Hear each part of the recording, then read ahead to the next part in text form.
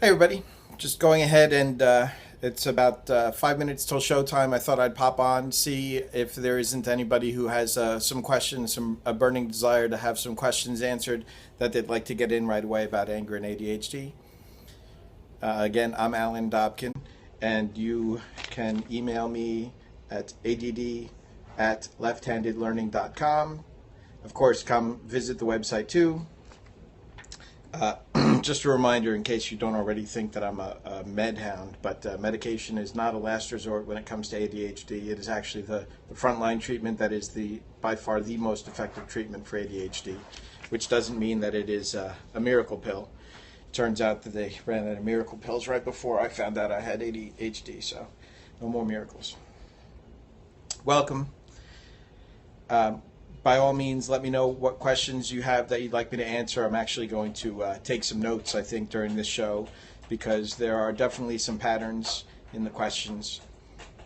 Roliat, welcome. How are you? I hope we're all in a good, angry mood. Merry Christmas.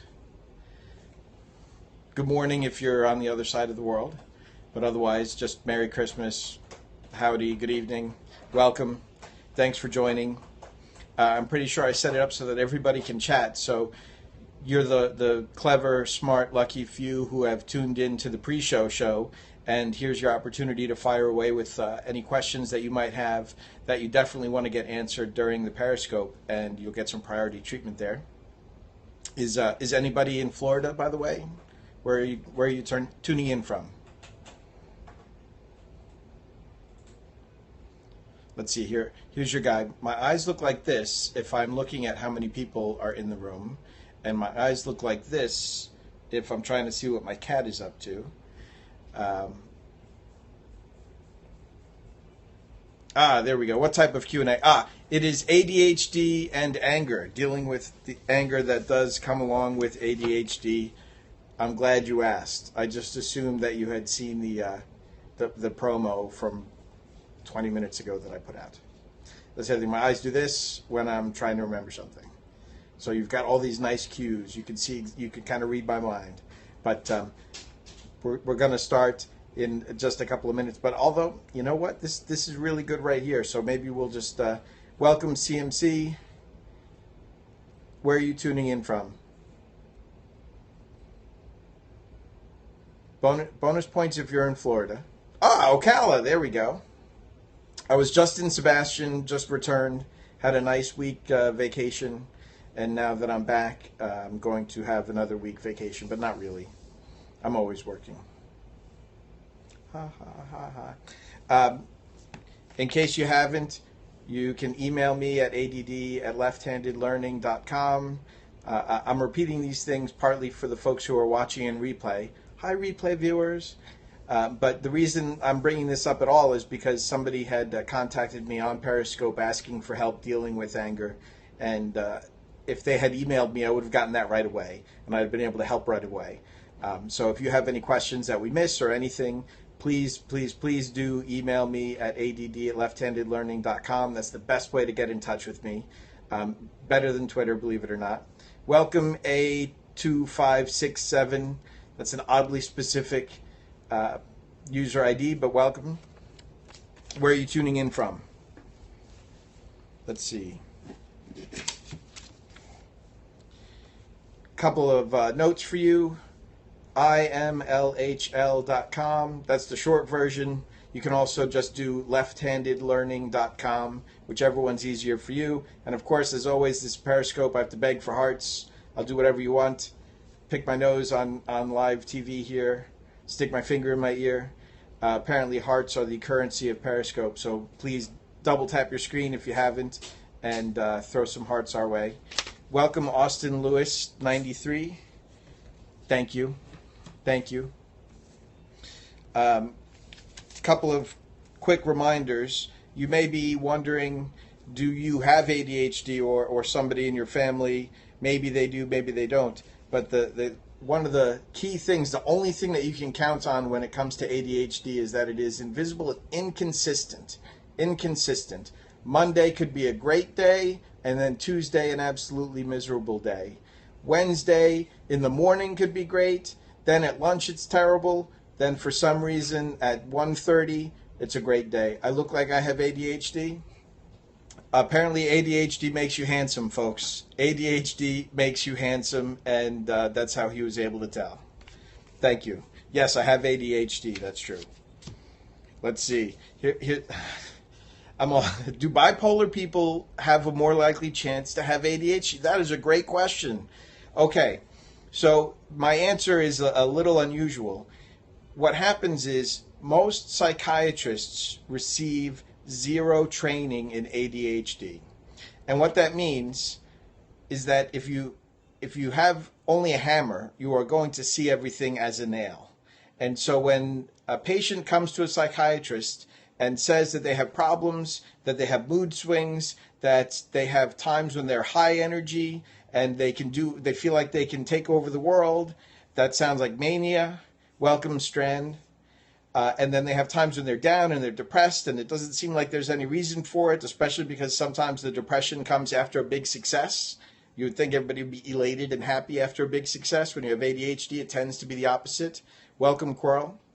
And so what happens is like the psychiatrist consults his DSMV, and it seems much more likely that this is bipolar. You've got episodes of mania. You've got episodes of depression. Sounds like bipolar.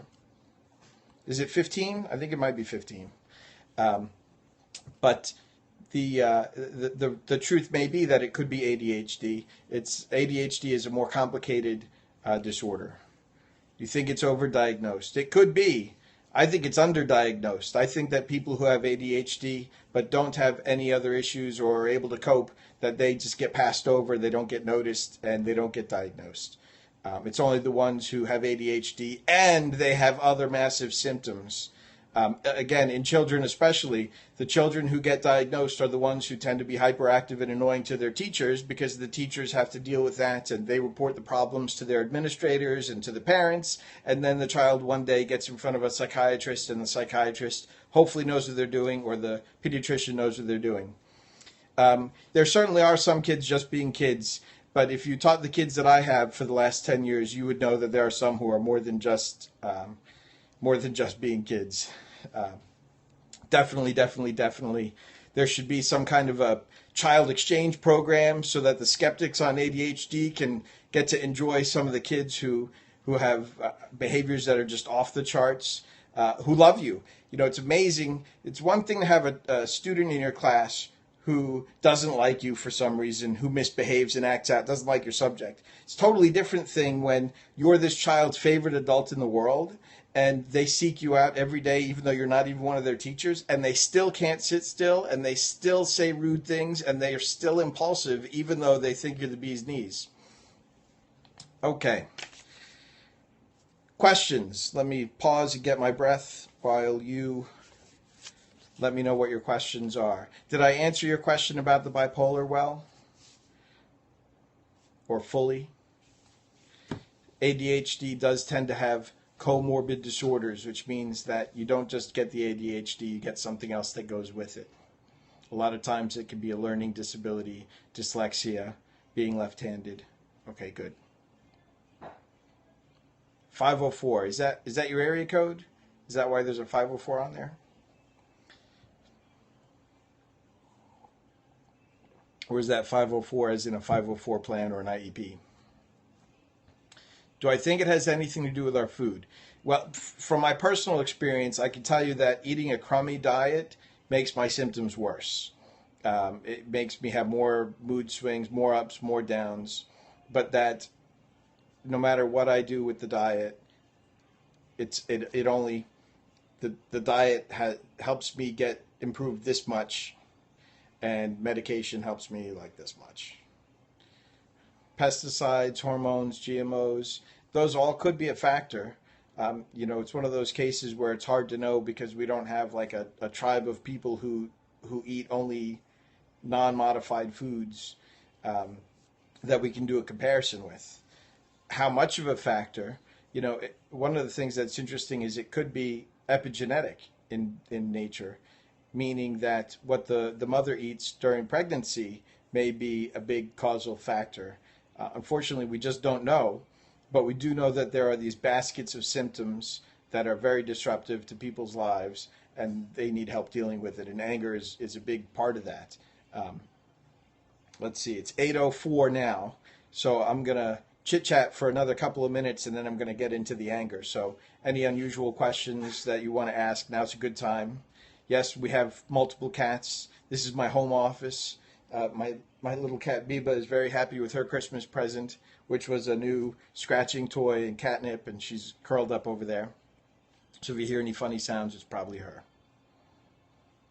Welcome back, Austin.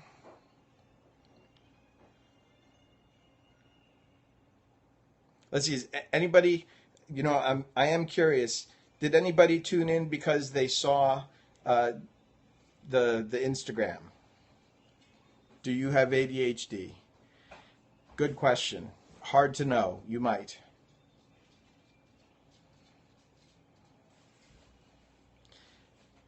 Was that rude? Well, did you pay the check or did she have to pay the check?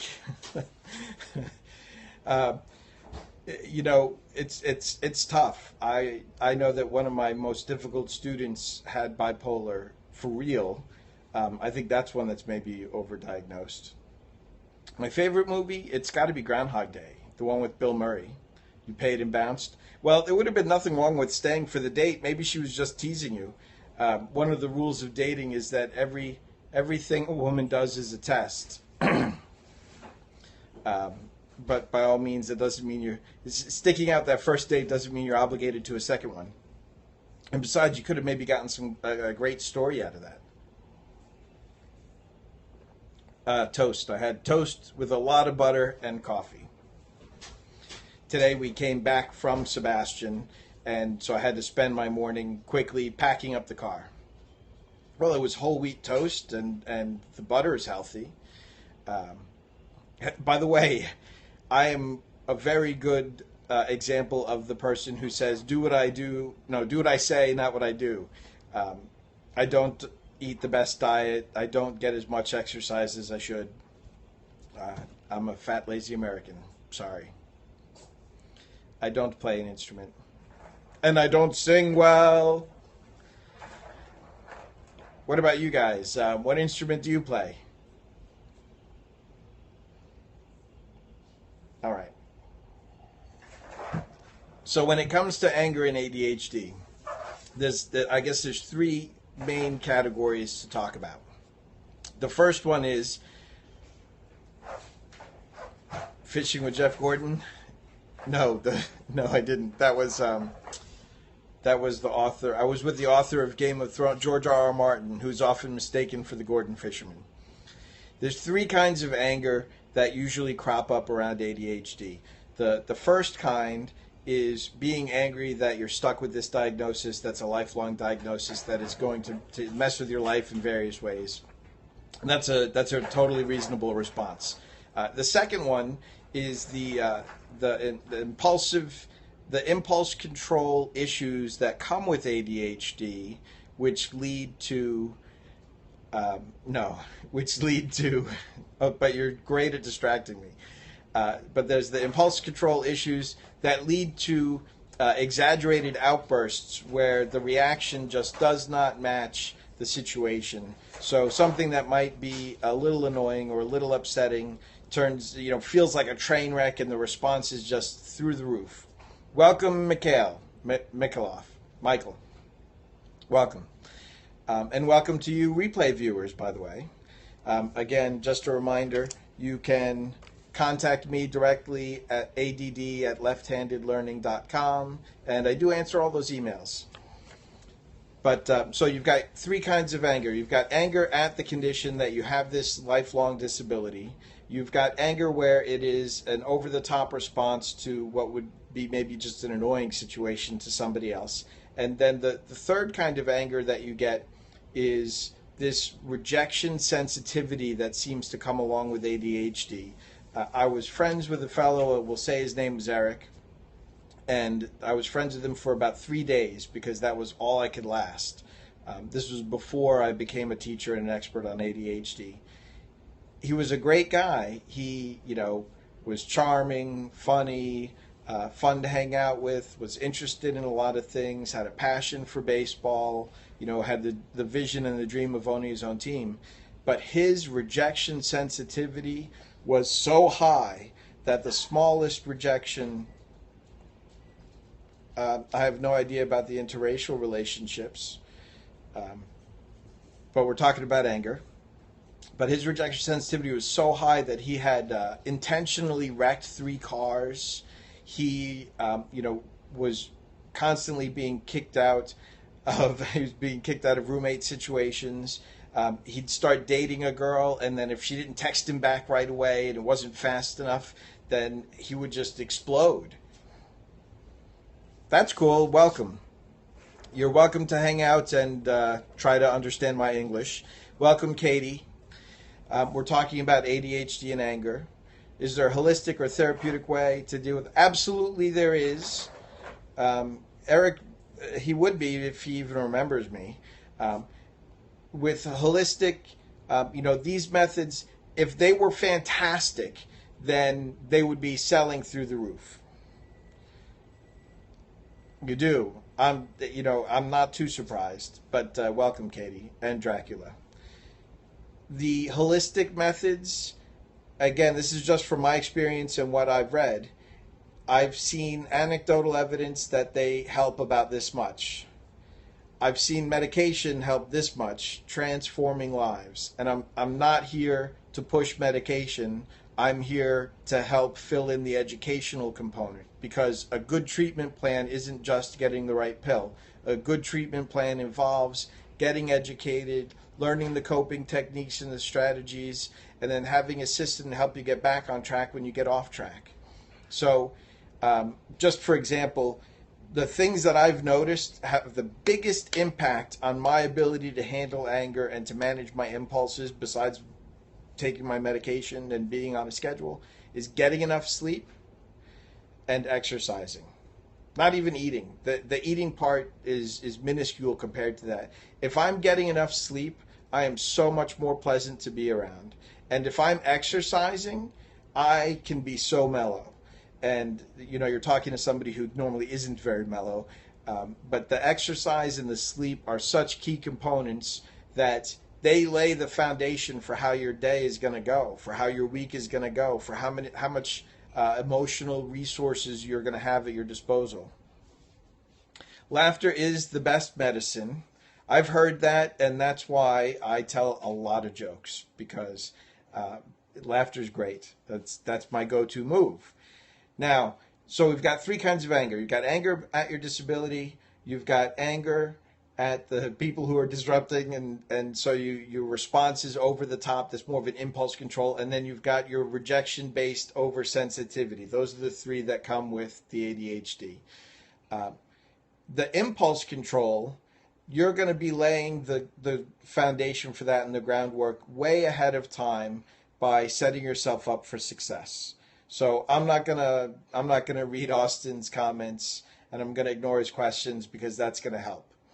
I'm gonna get a good night's sleep, exercise, have a routine, not put yourself in situations, or not put myself in situations that I know are going to be aggravating, and make a choice in advance to leave an aggravating situation instead of staying in it and hoping that this time it's going to work out right. So that is the basic impulse control and part of your treatment plan. The rejection-based sensitivity, this is where you have to be able to step outside of yourself a little bit, and somebody else could maybe help you with this, so that you can see when your response is completely disproportionate to the situation.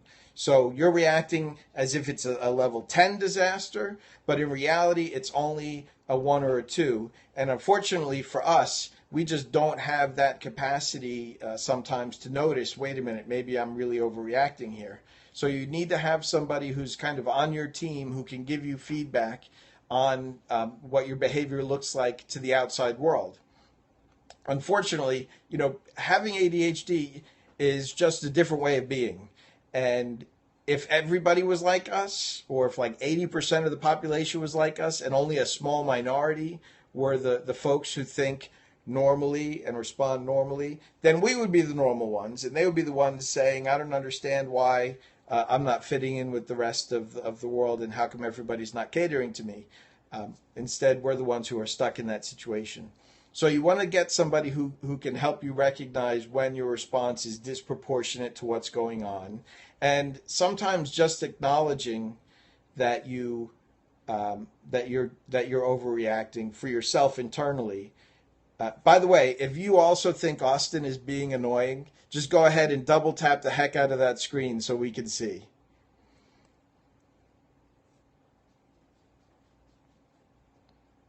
No, just me. Can I double tap Austin? Boink, boink, boink. No. All right. So the first part, though, the first part of the anger, the one where you're mad because you've got the ADHD, that can be one of the challenging ones, because if your life is going well and it's the way that you want it to be, then it's easy to be forgiving. But so often the ADHD kind of derails us, and then that's when we get angry again.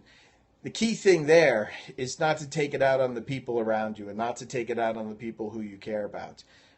It's so easy. I remember when I was a kid, I would say family is the people that you could treat like dirt, and they're always going to take you back.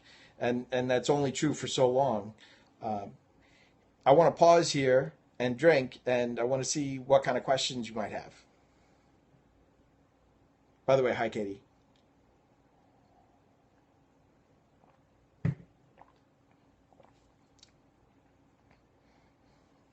Nick, welcome. Welcome, welcome. And for those of you who are watching on the replay, just want to remind you that if you have any questions that you don't want to discuss publicly, you can reach me at ADD@LeftHandedLearning.com. And of course, you can pop over to LeftHandedLearning.com and take a look at the articles and the other information there. Let's see. Ta-da! Reusing my notes. I do have a couple of different websites, educate.com and LeftHandedLearning.com. You're welcome to come and visit me there. Educate.com, you'll really enjoy if you teach high school English. And I know that it seems like I get a lot of visitors who pop onto the Periscope to tell me that medication is bad. And medication can be bad, but untreated ADHD has side effects, and they suck. So for those of you who might be thinking that medication has side effects like irritability, loss of appetite, I know that there's a myth that it stunts growth, but it doesn't. There are side effects, and they're usually manageable. Somewhere around, welcome Michelle, somewhere around 80% of adults with ADHD who seek treatment find a medication that works for them. That doesn't mean that they find it on the first try. And by all means, if your doctor has prescribed something and it isn't working for you, the funny thing is you don't know what you're missing. And if you're taking something and it is working for you, you still don't know what you're missing. For a long time, I was happy on my medication. And then circumstances changed. The side effects became too much. I didn't like it anymore and wanted to try something different. And all of a sudden, a whole new vista opened up to me. I did not know what I was missing. So you could wind up in the same situation. Welcome, La Gonzalez.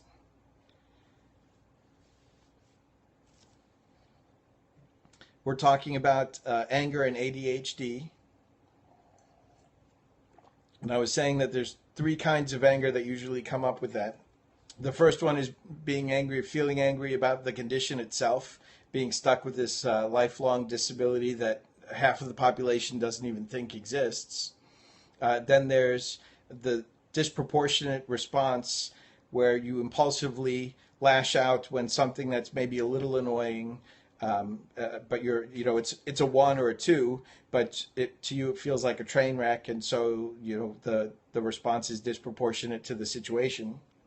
And then the third kind of anger that we often have to deal with is the rejection-based oversensitivity, where anything that even feels slightly rejecting is like a train wreck, and the response is really, really harsh. So you might see this at work, where you have an idea, but your coworkers or your boss isn't as enthusiastic about it as you'd hoped. And so instead of retooling it and taking a look at it again, you might get really, really angry and reject the whole situation. When it comes to dating, big concern, to the point where people are crashing cars because they're so upset. Now, if you're watching on replay, great. Thank you for tuning in. At the moment, I have only 2 viewers, so I want to specifically ask them if they have any questions or anything that they want to talk about. Anything goes. Even Austin.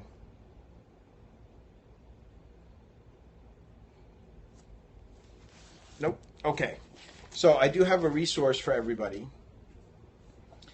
Attention Deficit Disorder by Thomas Brown. I recommend it. And I recommend it very specifically because this is somebody who has worked in the field, who knows their stuff. It's very rare. Showing you a little chart. What he has here, he takes ADD, he looks at it as a syndrome, and he breaks it down into 6 different clusters of symptoms. And this is the first professional outside of my immediate work experience that has recognized that the 3 basic categories put out by the DSMV are not really adequate to address the complexity of ADD. So you have, just for example, you might have somebody who has greater difficulty around emotion, managing frustration and modulating emotions. That person may need a different form of treatment than someone who has difficulty regulating alertness and sustaining effort. The one person may need a strong stimulant in order to be able to maintain their efforts. However, somebody who has difficulty modulating their emotions, a stimulant could possibly be the worst thing for them.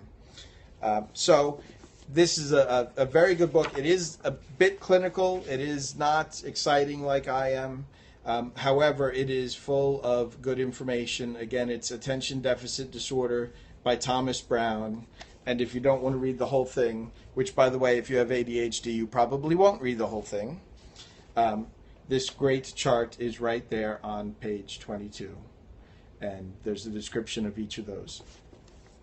So again, I'm Alan Dobkin. I'm going to call it a scope in about 3 minutes here. And if you are tuning in after the fact and you'd like to be able to ask some questions, you can email me at ADD@LeftHandedLearning.com. Merry Christmas. Happy New Year if you're watching this after the fact. And if you visit LeftHandedLearning.com, I think I'm going to save these scopes and find a way to post them up there so that they're there for more than 24 hours, because I know that I've had multiple people comment that they're very useful and that they wanted to show it to somebody, but then it's gone. And if it's gone, then what good does it do me? All right, lasty. I'll give you a minute if you have any questions or comments. By the way, if this was helpful to you, please double tap the screen and throw some hearts my way, especially you folks on the replay. If you just double tap the screen, it shows that you enjoyed the information or that particular part. And now, maybe Austin is still here. Maybe Austin's going to watch on the replay. I'm going to tell a joke, and this is the kind of joke I would tell in the classroom. How many Romans does it take to change a light bulb? V. Ba-dum-bum, psh. And I would usually have a couple of kids groan and one kid say he doesn't get it. Another kid would say, that's funny. And another kid would say, that's not funny. It's probably not funny, but it's the kind of joke that you can tell in the classroom to keep the kids awake. Have a happy Christmas. Have a great night. A happy New Year. I wish you only good things.